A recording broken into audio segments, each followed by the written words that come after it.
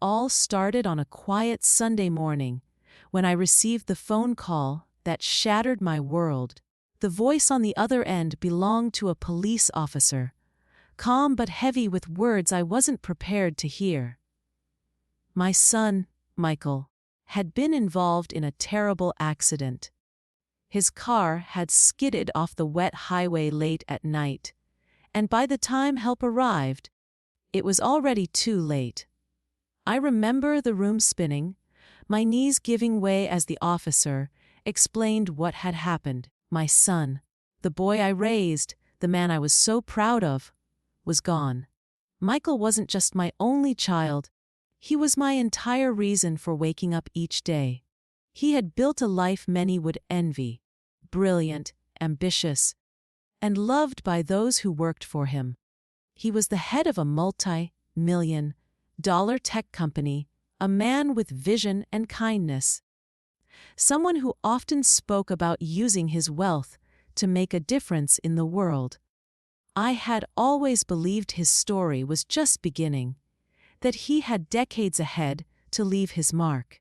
That belief was ripped away in an instant, leaving only silence and unanswered questions. The days after his death felt unreal, like moving through fog.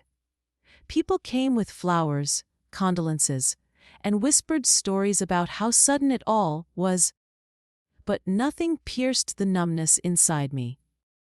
I couldn't stop replaying the last conversation I had with him. He had promised to visit me that weekend, to cook my favorite dinner, just as he did when he wanted to make me laugh. Now those words echoed endlessly in my mind, cruel reminders of a moment I would never get back. But while I was drowning in grief, others seemed oddly composed. His wife, Vanessa, stood at the center of everything, calm, polished, and unnervingly detached. At the funeral arrangements, I noticed her absence of tears, her distant stares, her way of speaking as though Michael's death was just an inconvenience to be managed. Something inside me twisted whenever I looked at her. Why wasn't she devastated? Why did her lips curl almost into a smile when people spoke of his fortune? As the funeral day approached, rumors began to surface. Rumors that whispered not about Michael's death, but about the immense wealth he left behind. People said the inheritance could change the lives of anyone who received it, that it wasn't just money but power, influence, and control, and though I was still broken by grief, I couldn't ignore what I saw in Vanessa's eyes whenever Michael's company or his millions were mentioned. A glimmer of greed, sharp and undeniable. The funeral was held in a grand hall, filled with family, colleagues, and friends who had come to pay their respects. The atmosphere was heavy, the air thick with sorrow.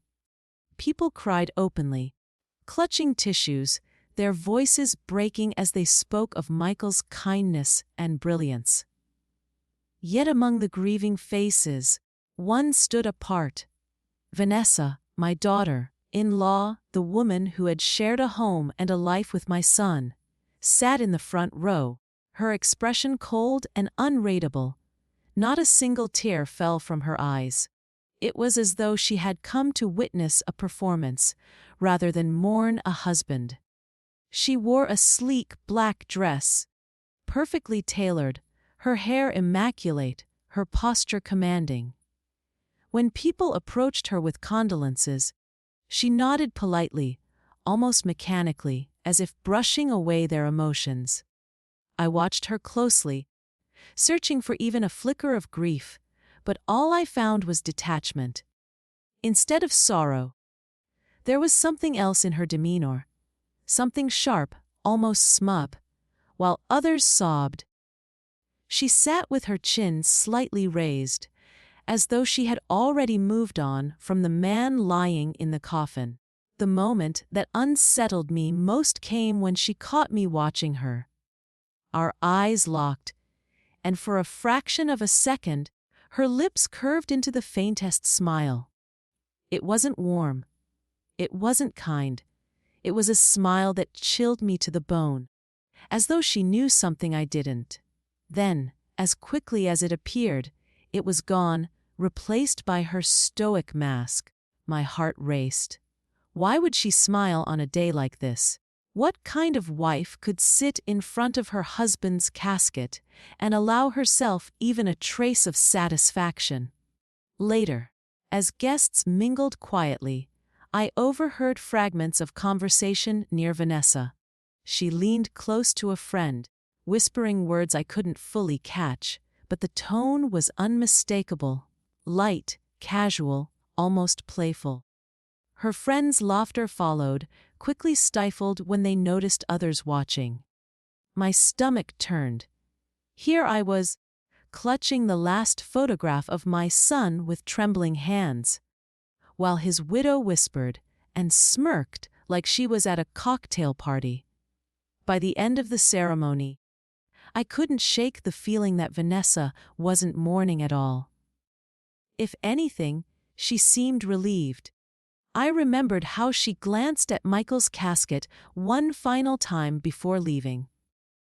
She didn't touch it, didn't whisper goodbye, didn't linger. Instead, she walked away briskly, her heels clicking against the floor, her head held high. To me, it felt less like a widow leaving her husband's funeral and more like a woman stepping into a new role. One she had been anticipating all along. Several weeks after the funeral, I found myself walking into the oak, paneled office of Michael's attorney. The air smelled faintly of leather and old books, the kind of place where secrets seemed to cling to the walls. Family members and close associates had been summoned for the reading of the will, and though I dreaded the day, I knew it would come. Sitting at the center of the long mahogany table was Vanessa, dressed sharply in a designer suit, her diamond necklace catching the light. She leaned back casually in her chair, crossing her legs with the poise of someone who already knew victory was hers. Her confidence was suffocating. She greeted a few relatives with icy politeness, but avoided my gaze entirely. When the lawyer entered with a sealed envelope in his hand, Vanessa gave a faint smirk, whispering something under her breath that made her friend beside her chuckle softly. I caught just enough to hear the words. "This is just a formality." My stomach tightened. She wasn't nervous, not even curious. She was certain of her position, certain that everything Michael had built would fall neatly into her lap. Around the table, the atmosphere was tense. Some relatives shifted uncomfortably in their seats, while others avoided looking at Vanessa altogether. I noticed the way she tapped her manicured nails against the table, a rhythm that echoed like a countdown. It wasn't grief that filled her eyes. It was hunger, a burning expectation. For her, this wasn't about Michael's memory, it was about power, wealth, and control. And the cruel part was that nobody dared challenge her. Everyone seemed to believe the same thing, that she was the sole heir to Michael's $42 million fortune. The lawyer cleared his throat, his face pale, as though he carried a burden heavier than paper. "Thank you all for being here," he began, adjusting his glasses nervously. Vanessa raised an eyebrow, tilting her head with impatience. "Let's not drag this out," she muttered, loud enough for everyone to hear. Her arrogance filled the room, silencing the whispers and leaving only the sound of the envelope being torn open. My heart pounded in my chest. Whatever lay inside those folded pages would decide the future, not just hers, but mine as well. The air grew thick as the lawyer unfolded the will, his hands trembling slightly. I noticed the flicker of uncertainty cross his face, a hesitation that lasted only a moment, but was impossible to miss. Vanessa laughed softly, rolling her eyes as if the drama was unnecessary. "Oh, come on," she scoffed. "We all know how this ends." Her voice dripped with disdain, dismissing everyone else in the room as irrelevant. But I leaned forward, my instincts screaming that she was wrong. Something about the lawyer's expression told me this wasn't going to be the simple coronation Vanessa expected. The lawyer's voice wavered as he began to read, his eyes darting nervously across the words on the page. He paused longer than he should have after the first sentence, his lips tightening as though something about the will unsettled him. People shifted in their chairs, exchanging uneasy glances. Vanessa, however, only leaned back further, a smug smile tugging at her lips. "Is there a problem?" she asked, her tone dripping with mock concern. The lawyer cleared his throat, avoiding her gaze, and muttered, "This will is unusual." His hesitation set every nerve in my body on edge. Vanessa laughed under her breath, a sound so sharp and hollow it sliced through the tense silence. "Unusual," she repeated, tilting her head like she was humoring a child.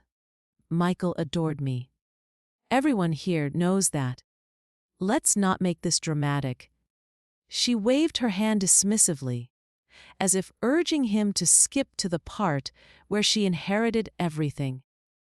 But the lawyer's hands trembled slightly as he held the paper, and his knuckles whitened from the grip. He seemed reluctant to go on, as if what he was about to say might ignite something none of us were prepared for. The air in the room thickened. I could hear the faint ticking of the antique clock on the wall, each second stretching longer than the last. The lawyer adjusted his glasses again, stalling, his breath shallow.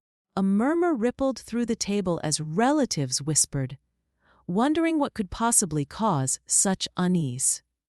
Vanessa, clearly irritated, leaned forward now, her eyes narrowing.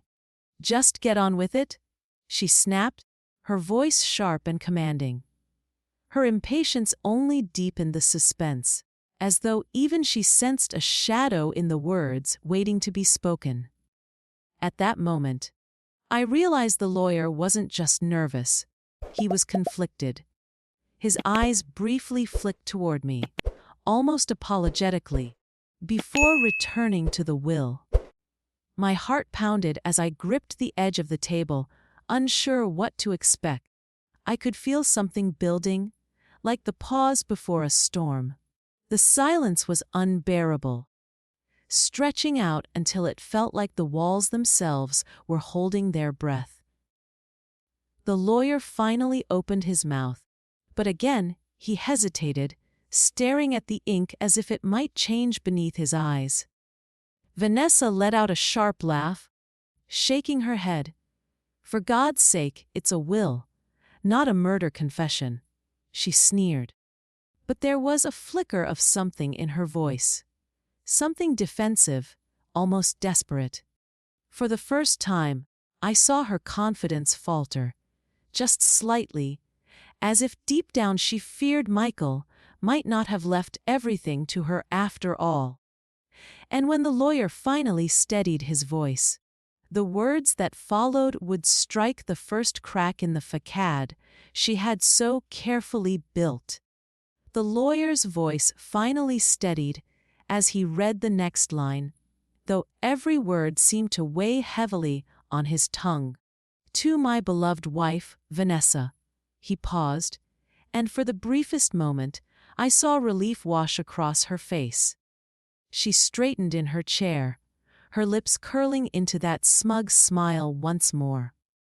Her eyes flicked across the room triumphantly, daring anyone to challenge her place as Michael's rightful heir. The lawyer inhaled sharply, and then delivered the words that shattered her composure. "I leave $1. Gasps erupted from the table. A murmur of disbelief spread among the relatives, their voices overlapping in shock. I turned toward Vanessa, just in time to see the color drain from her face. Her confident grin dissolved into something raw and jagged, rage. She slammed her palm onto the table, so hard the sound echoed through the office. "What?" she shouted, her voice cracking with disbelief. "This must be a mistake." "Read it again!" Her words trembled, not with grief, but with fury at having been denied the fortune she had already claimed in her mind. The lawyer remained composed, though his voice trembled slightly as he repeated the clause, word for word. There was no error, no ambiguity. Michael had been deliberate in his choice, his intentions written clearly in ink. Vanessa's chest rose and fell sharply as her eyes darted around the room, searching for support, for anyone who might question the authenticity of the will. But all she found were stunned faces and hushed whispers. For the first time since Michael's death, she looked powerless, and the sight of it unsettled me, as much as it satisfied me. Unbelievable. She spat, pushing back her chair with a screech. He wouldn't do this to me. He couldn't. Her voice was sharp, but there was something brittle underneath. Something that betrayed the panic gnawing at her. She gripped the edge of the table, her knuckles white, as though holding on to her last shred of control. Every movement of hers radiated desperation, her carefully constructed poise unraveling in front of everyone. Yet still, the lawyer continued calmly, turning to the next section of the will. The room grew eerily quiet, the tension so heavy it pressed down on all of us. Vanessa stood rigid, her breathing shallow, her eyes burning with a mix of fury and fear. She was no longer the cold, composed widow from the funeral. She was something else entirely. Cornered, stripped of her certainty. Trembling at the thought of what Michael had discovered before his death. And as the lawyer prepared to read the next clause, everyone leaned forward, bracing themselves for the revelation that was about to tear the room apart. The lawyer's voice deepened as he continued, his tone careful, deliberate, as though he knew every word would cut like a blade. "The remainder of my 42 million fortune." He paused again, and the silence in the room was suffocating. Vanessa's chest heaved, her eyes wide, locked on him with a venomous glare. Her fingers dug into the polished wood of the table, as though she could claw her way back into control. Everyone leaned forward, desperate for the next words. Finally, the lawyer exhaled and said, "Shall be transferred to another beneficiary, named here." The murmurs began immediately. "Another beneficiary," someone whispered. Vanessa shook her head violently, her earrings catching the light. No, this is wrong. He wouldn't do this to me," she muttered, her voice trembling. But the lawyer pressed on, his eyes fixed on the paper in front of him. Before his death, Michael discovered certain truths that changed his decision regarding this inheritance. The word truths hung in the air like a dark cloud. My breath caught in my throat. What truths? And why had my son kept them hidden until now? The lawyer cleared his throat and unfolded the next page. "It has come to my attention," he read, "that my wife, Vanessa, engaged in a prolonged extramarital affair." Gasps tore through the room, sharp and unrestrained. Vanessa's face twisted, her mask of elegance completely shattered. She opened her mouth to protest, but her words tangled into a furious growl. "Lies!" she snapped. "All of it lies!" But her voice quivered. and her hands shook as she tried to control the storm breaking around her. My stomach churned as I sat frozen in my chair, the weight of the revelation crashing over me. Suddenly, fragments of memory began to piece themselves together. Late night phone calls, unexplained absences, and Michael's distant tone when we last spoke about his marriage. Had he known all along?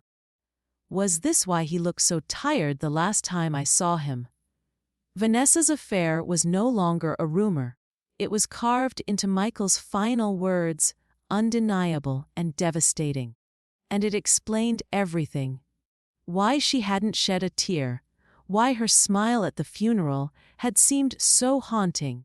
But the lawyer wasn't finished. His eyes lifted briefly, scanning the room, before lowering again to the paper. His voice steadied as he continued, "And because of this betrayal, the rightful heir to my estate shall be." He stopped suddenly, as though weighing the gravity of what came next. Every ear strained toward him, every breath in the room held. Vanessa's lips trembled as she whispered through clenched teeth, "Don't you dare." But the lawyer ignored her, pressing on to reveal the name Michael had chosen. The lawyer's voice finally broke through the suffocating silence. "The rightful heir to my estate shall be my child, whether born before or after my passing." The words struck the room like a thunderclap. A collective gasp filled the air, and all eyes shifted instantly to Vanessa. Her face drained of color, her lips parting in disbelief. She shook her head violently, her voice rising into a scream. "No, he didn't know. He couldn't have known." Her words were wild, panicked, the sound of a woman watching her empire crumble into dust. The lawyer pressed on, his tone steady but heavy. "If no child is confirmed, then the estate shall be transferred to my mother, Evelyn." My heart lurched. Me! My name was there?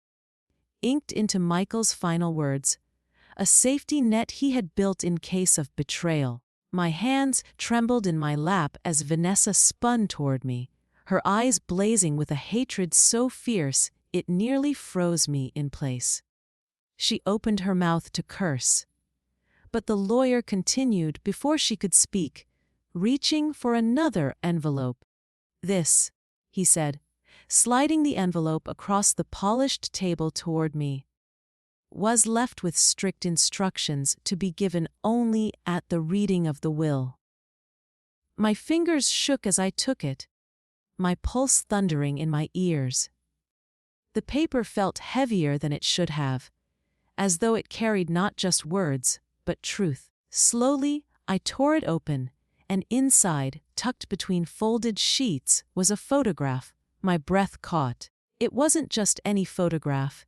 It was a grainy black and white sonogram. A child. An unborn life. Proof that Michael had known Vanessa was pregnant before his death. The room erupted into chaos. Gasps, whispers, frantic voices overlapped until it was impossible to make sense of them. Vanessa's chair screeched against the floor as she shot to her feet, her hands trembling. "That's not his child!" she shrieked, her voice cracking with desperation. "It isn't his! He can't prove, he can't." Her words broke into sobs, though they carried no grief, only fear. She clutched the edge of the table like a drowning woman clinging to driftwood, her perfectly composed mask completely destroyed. I stared at the sonogram, my throat tightening. My son had known. He had left this behind not just as evidence, but as a warning. The lawyer's voice cut through the chaos once more. "Paternity of the unborn child shall determine the true heir." The room went silent again, the weight of his words pressing down like a stone. My eyes lifted slowly to Vanessa's face, pale and frantic, her lips quivering as though she already knew the truth. The child she carried might not belong to Michael at all. The lawyer's words echoed in the stillness of the room. Paternity of the unborn child shall determine the true heir. No one moved. No one breathed. The fortune, the legacy, everything Michael left behind now rested on a truth hidden deep within Vanessa's womb. Her hands trembled as she clutched her stomach, her eyes darting wildly, searching for a way out. For the first time, she wasn't in control. She was cornered, exposed, and powerless. I sat frozen, the sonogram still in my hands, my son's silent message burning into my heart. The inheritance no longer mattered. What haunted me most was the question Michael had left behind, a question that no lawyer, no document, and no fortune could ever erase. Was the child she carried truly his, or the living proof of her betrayal? And as Vanessa's strangled sobs filled the room, one thing became certain. No matter the answer, the shadow of this secret would haunt us all forever.